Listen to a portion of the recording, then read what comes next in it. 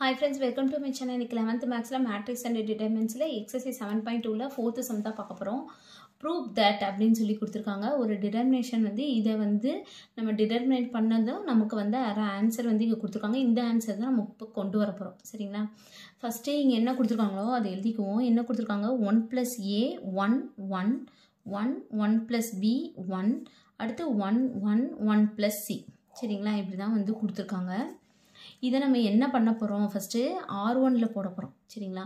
ஏன்னா அதை முந்தின சம் மாதிரி தான் ஏதாவது சிம்பிளிஃபை பண்ண முடியுமா அப்படின்னு சொல்லி தான் நம்ம பார்க்க போகிறோம். இப்போ ஃபஸ்ட்டு என்ன பண்ண போகிறோம் அப்படின்னா R1ல வந்து போட போகிறோம். R1 - R2. சரிங்களா? இப்போ R1 வந்து என்ன இருக்குது? இதுதான் R1, இதுதான் R2, இதுதான் R3. இப்போ R1 - R2 அப்படின்னா 1 + a - 1. சரிங்களா? அப்போ இது கேன்சல் ஆகிடுச்சுன்னா a அப்படி தானே போட்டுக்குவோம். அப்போ வந்து ஃபஸ்ட்டு a வரும். அடுத்து என்னது? 1 - 1 - bன்னு ஆயிடும். ஏன்னா இது R1 வந்து 1, அடுத்து 1 + b, இது மைனஸ் பண்ணால் -b -1 - b. சரிங்களா? அப்போ இது ரெண்டு கேன்சல் ஆகிடும். அப்போ என்ன இருக்கும்? -b. சரிங்களா? அடுத்து 1 - 1 0 ஆயிடும். ஓகே, இந்த R2 R3 அப்படியே எழுதிக்குவோம். 1 1 + b 1 1 1 1 + c எழுதியாச்சு.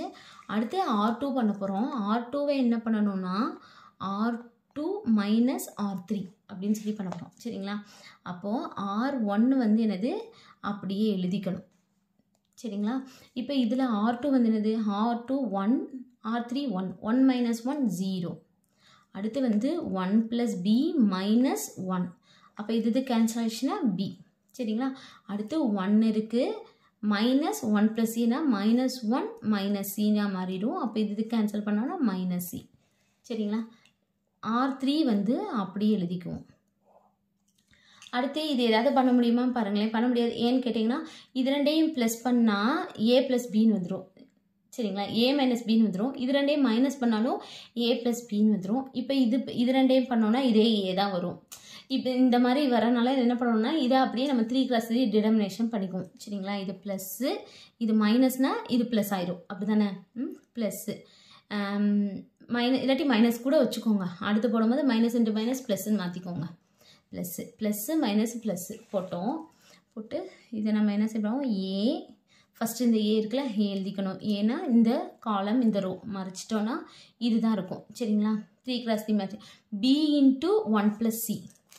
அது b × 1 + c. அடுத்து -c. சரிங்களா? அடுத்து இது வந்து இதுக்கு a வந்து இது ரெண்டுத்துக்கும் மல்டிப்ளிகேஷன். சரிங்களா? அடுத்து -b. ஏற்கனவே ஒரு மைனஸ் இருக்கனால +b. சரிங்களா? -× ப்ளஸ் ஆயிடும். அடுத்து இந்த காலம் அப்படியே மறைச்சி இந்த ரோ மறைச்சிடுறோம். இது சரிங்களா? அப்போ 0 × 1 + c 0.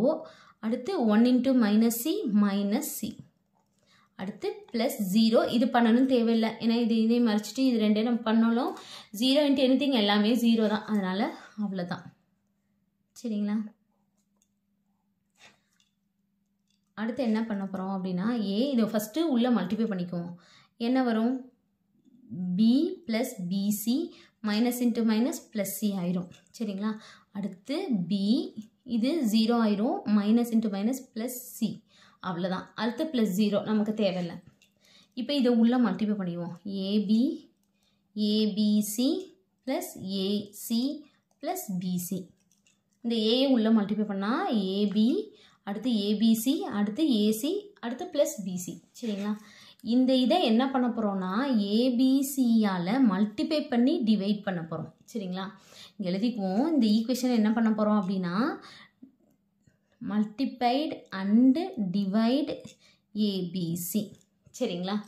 அப்போ abcயால் மல்டிப்ளை பண்ணி டிவைட் பண்ணிடுவோம். இது எப்படி பண்ணணும்னா ஃபஸ்ட்டு எழுதிக்கிறேன். ab abc + ac + bc.